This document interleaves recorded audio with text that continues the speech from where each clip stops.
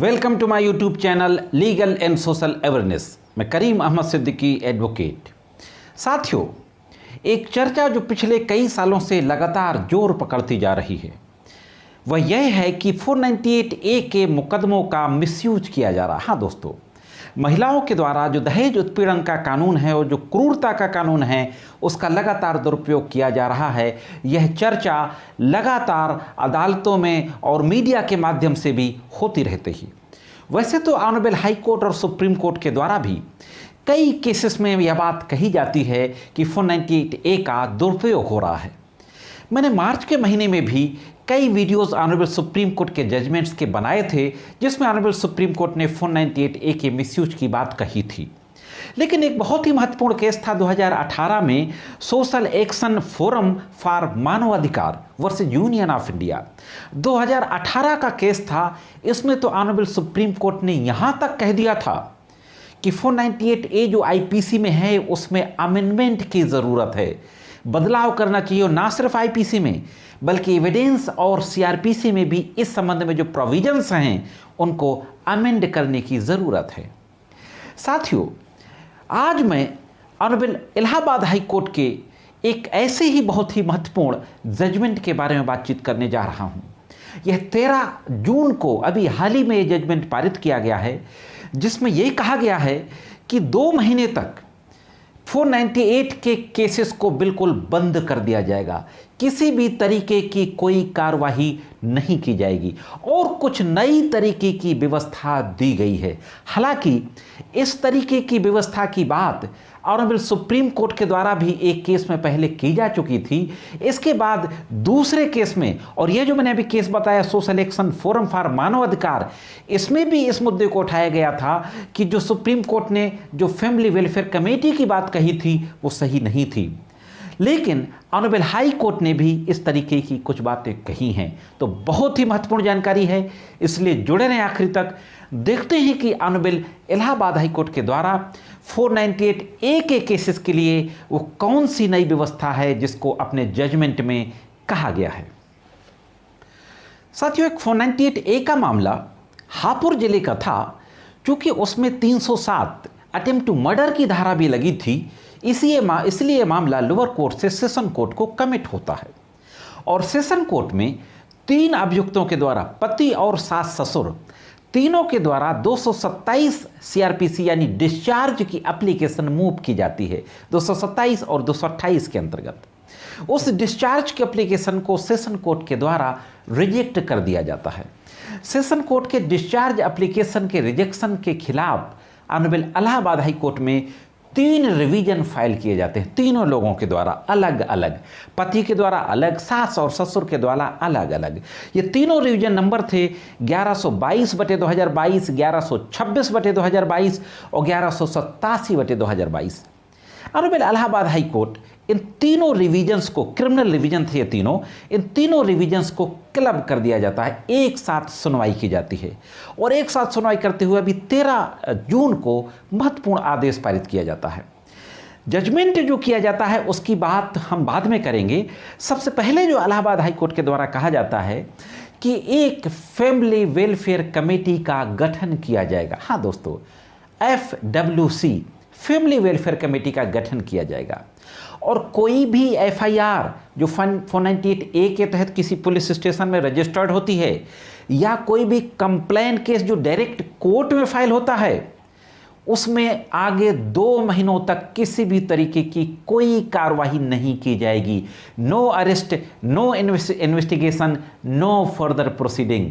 और इस आगामी 2 महीने को कूलिंग पीरियड कहा गया। हाँ दोस्तों, वही कूलिंग पीरियड जो section 13B Hindu marriage act के मुकदमों में जो म्यूचुअल कंसेंट से डिवोर्स होते हैं उनमें जो 6 मंथ का कूलिंग पीरियड होता है कि शायद पति पत्नी के बीच तलाक लेने की जो डिसीजन है वो बदल जाए, तो इस पीरियड को भी कूलिंग पीरियड कहा गया। इस 2 महीने तक कोई भी कार्रवाई नहीं होगी।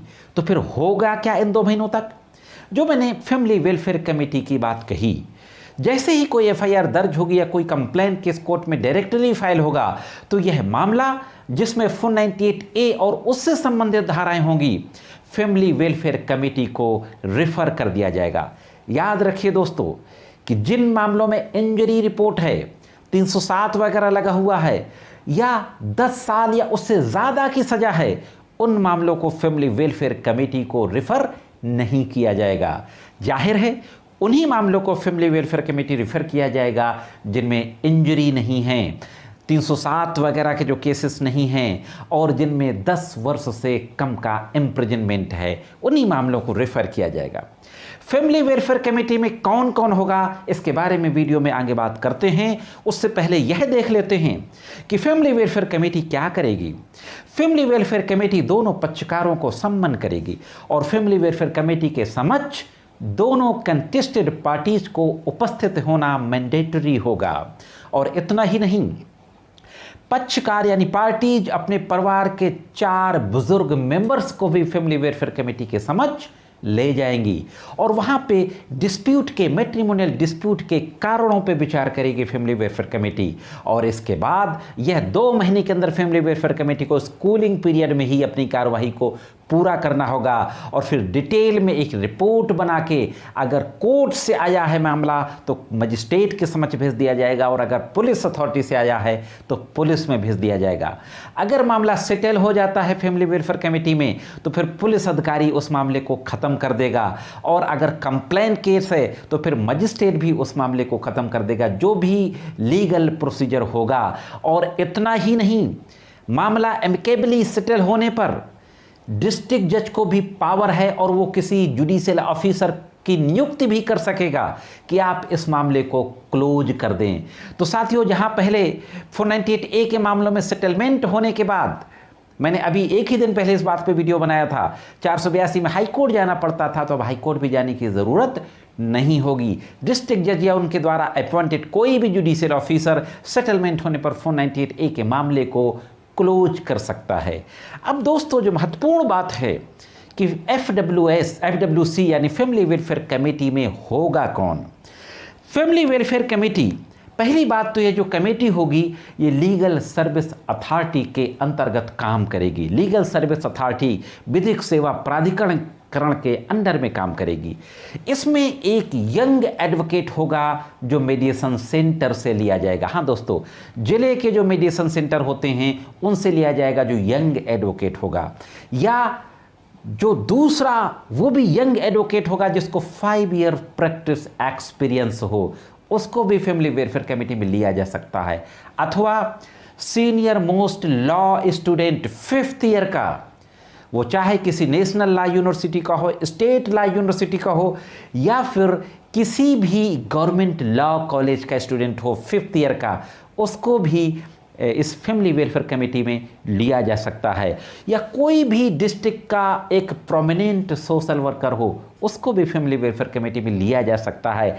इसी के साथ साथ एक रिटायर्ड जुडिशियल ऑफिसर जो पास में रहता हो और जो इस काम को अंजाम दे सके, उसको भी फैमिली वेलफेयर कमेटी में लिया जा सकता है साथियों।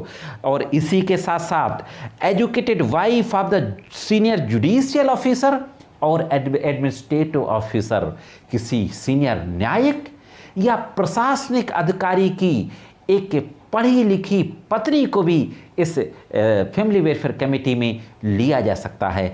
तो यह लोग फैमिली वेलफेयर कमेटी में होंगे, ये लीगल सर्विस अथॉरिटी के अंतर्गत काम करेंगे।